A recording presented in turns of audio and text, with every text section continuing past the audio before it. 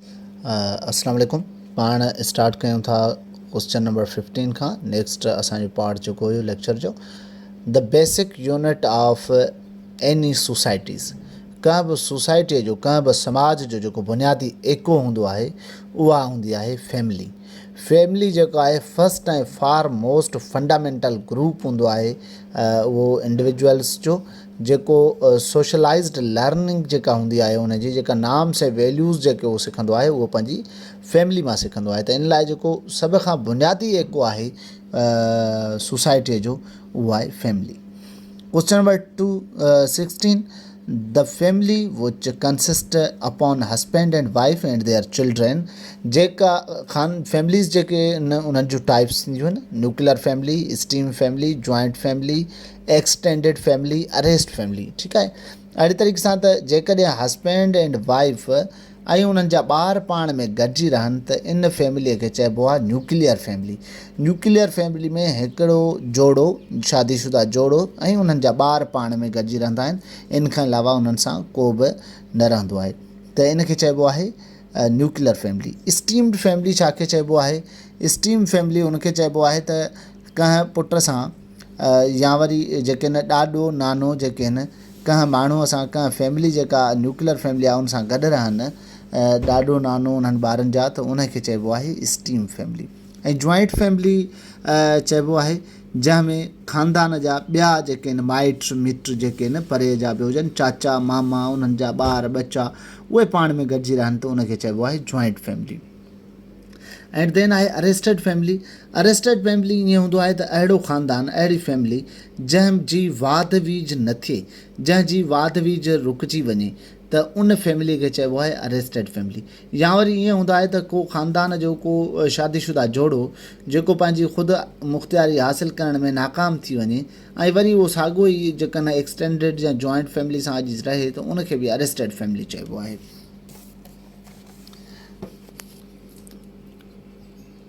Question number 17, the challenges which people face when they enter an unfamiliar or social environment is called।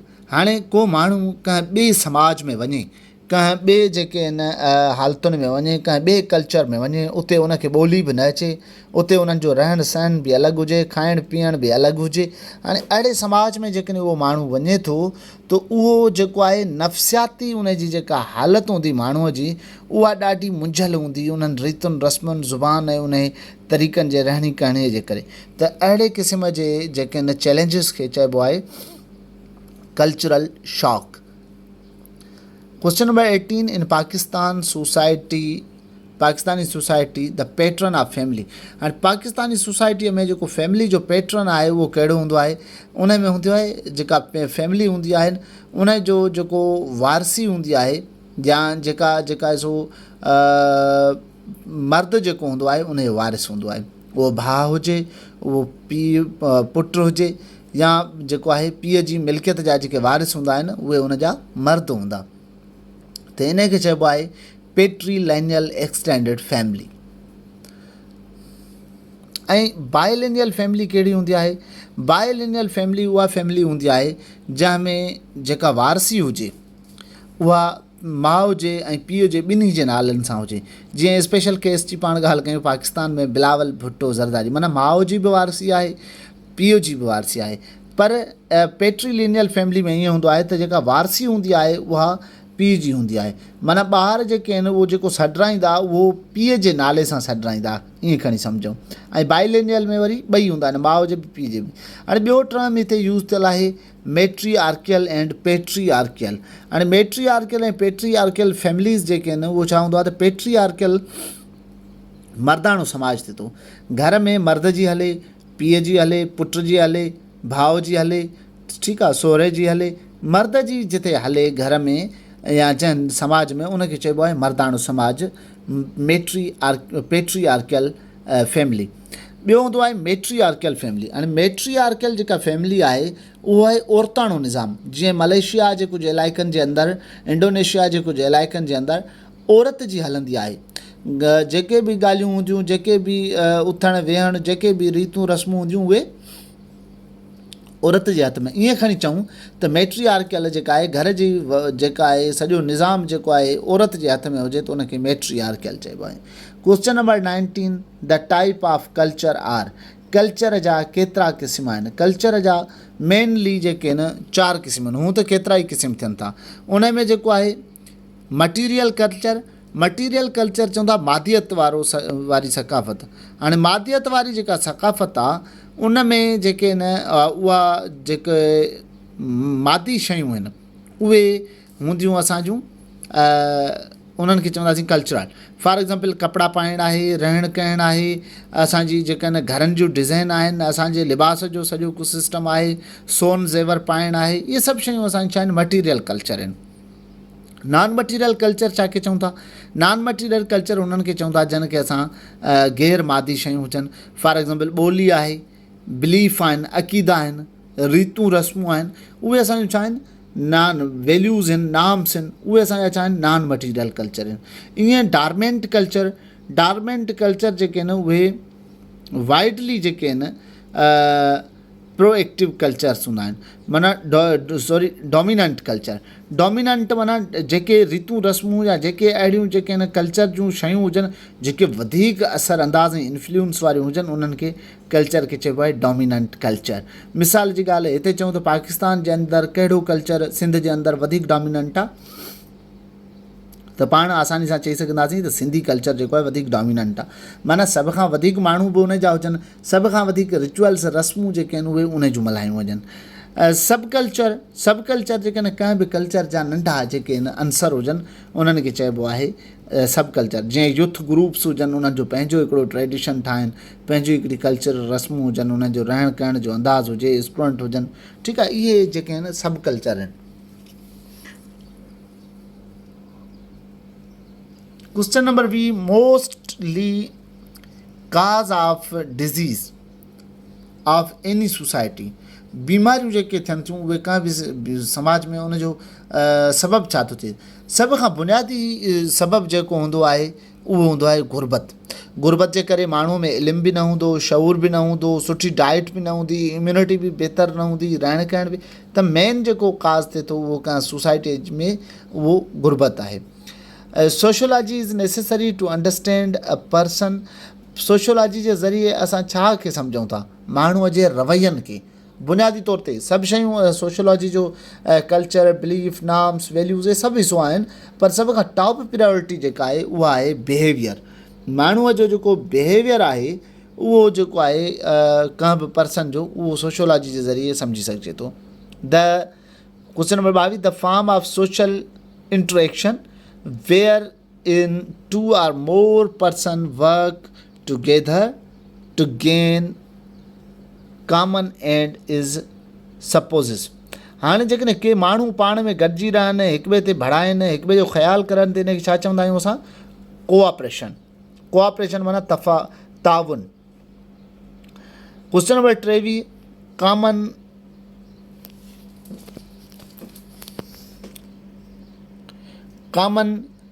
Condition. Question number 23 में condition physically, mentally, socially wellbeing. हाणे ज़हनी तौर ते, समाजी तौर ते, physical तौर ते, स्पिरिचुअल तौर ते वेलबींग हुजे त इहा डेफिनेशन कंहिं ॾिनी, इहा असांखे WHO ॾिनी। Question number 24, a group of people which is emotionally involved and related either by blood, marriage or adaptation। हाणे अहिड़ा माण्हुनि जो अहिड़ो ग्रुप जेके इमोशनली जज़्बाती तौर ते बि हिक ॿिए सां त जुड़ियल हुजनि, या त वरी ब्लड जो जेको आहे रिलेशन हुजे, उन्हनि जो खून जो रिश्तो हुजे, या शादीअ जे ज़रिए जुड़नि, या एडाप्ट उन्हनि खे जेका आहे परवरिश कई वञे, उन्हनि जो ख़्यालु रखण लाइ एडाप्ट कयो वञे, त अहिड़नि ग्रुप खे पीपल्स खे छा चइबो आहे family. The smallest unit of culture is, जेको सभ खां नंढो यूनिट आहे कल्चर जो उहो कहिड़ो थींदो आहे, सभ खां नंढो यूनिट हूंदो आहे ट्रेट। हाणे ट्रेट छा खे चइबो आहे, trait is a single element or characteristic of culture. मिसाल जे तौर ते गेस्चर आहे, कस्टम आहे, टूल आहिनि, लैंग्वेज आहे, क्लॉथिंग आहे, इहे सभु नंढा नंढा जेके आहिनि ट्रेट आहिनि, नंढियूं नंढियूं निशानियूं आहिनि छाजूं कल्चर जूं। Due to poverty one can lose poverty जे करे, गुरबत जे करे छा थी सघे थो, माण्हू पंहिंजी सिहत विञाए सघे थो। मथे बि अहिड़े क़िस्म जो सुवाल असां पढ़ी आयासीं। Question number 27, demography is the scientific study of, हाणे डेमो मीन्स, डैम लफ़्ज़ जो माना छा हूंदो आहे, डेमोज़ माना पॉपुलेशन, पीपल, माण्हू।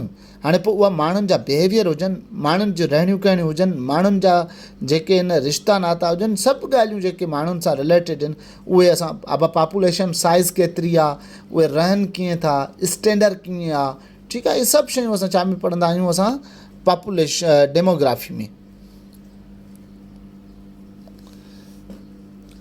देन क्वेश्चन नंबर 28 आहे, 28 क्वेश्चन आहे त type of society where people have no permanent settlement.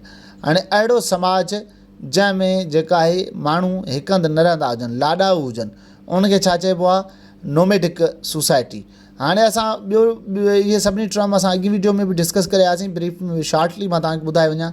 Sedentary अहिड़ी सोसाइटी हूंदी आहे जेका हिकु हंधि वेहंदी आहे त उहा लॾंदी कोन्हे, ठीकु आहे। प्रिमेटिव सोसाइटी उहे हूंदियूं आहिनि, उहे जेके अवाइली जेके आहिनि, अवाइली समाजनि खे प्रिमेटिव सोसाइटी चइबो आहे। ऐं फॉक सोसाइटी, जंहिंजूं अहिड़ियूं सोसाइटी, इथनिक ग्रुप अहिड़ा जंहिंजूं पंहिंजूं रीतूं रस्मूं हुजनि, उहे उन्हनि रीतनि रस्मनि खां सवाइ न जीअंदा हुजनि।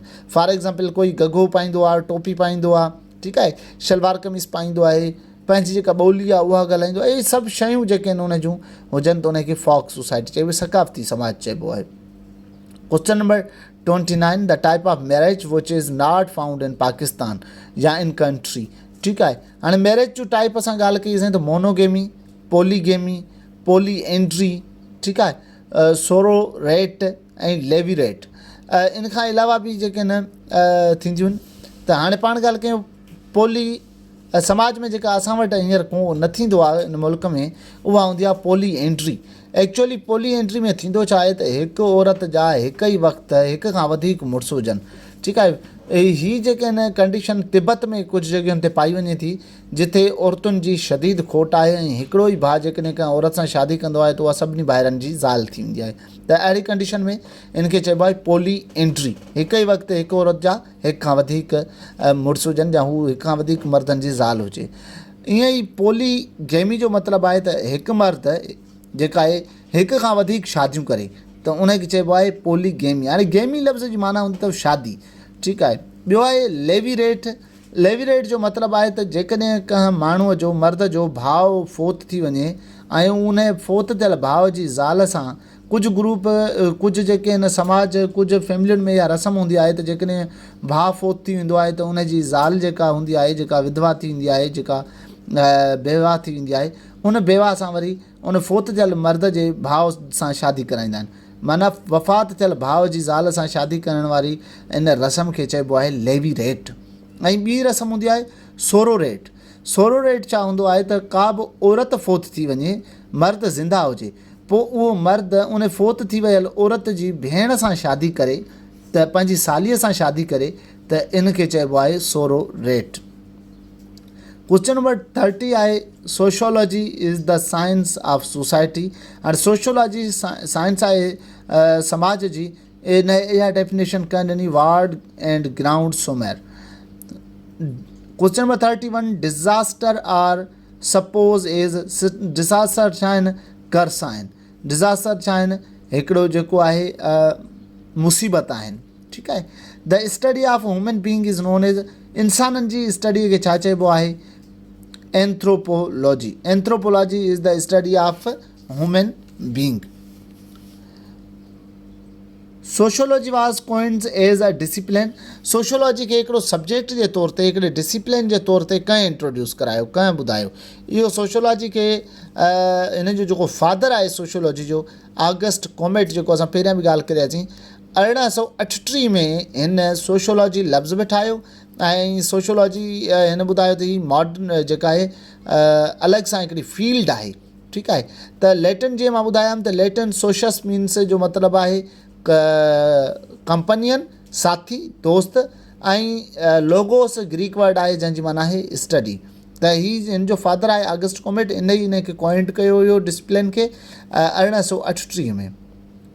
Question number 34, breaking of such a behavior, the member of society shows their anger is known as, माण्हू पंहिंजी कावड़ जो इज़हार करे थो जॾहिं, त अहिड़े क़िस्म जे बिहेवियर ते छा हूंदो आहे, सैंक्शन्स हूंदियूं आहिनि, इन ते पाबंदियूं हूंदियूं आहिनि, समाजी इजाज़त न हूंदी आहे, इन जो रदमल हूंदो आहे। ठीकु आहे। ऑगस्ट कॉमेट वाज़ द फिलोसोफर, ऑगस्ट कॉमेट जेको फादर आहे सोशोलॉजी जो, इहो एक्चुअली फ्रांसी जेको आहे समाज जो माण्हू आहे। द लैटिन टर्म सोशस जी माना छा आहे, companion. Question number 31, dash defined as any phenomena that has the potential to cause disruption और damage to people and environment. हाणे हज़ार्ड्स जेके हूंदा आहिनि, ऑप्शन सी, हज़ार्ड्स खे असां कीअं डिफाइन कंदा आहियूं त ही हिकिड़ा जेके आहिनि हज़ार्ड जेके हूंदा आहिनि उहे हिकिड़ी ख़राबी हूंदी आहे, छा में, उन जी पोटेंशियल जे करे माण्हुनि में माहौलियाती डैमेज थींदो आहे, माण्हुनि जो बि डैमेज थींदो आहे। Question number 38, dash refers to the close relative और पर्सन ऑफ सेम फैमिली हू मे और मे नॉट लिव टुगेदर।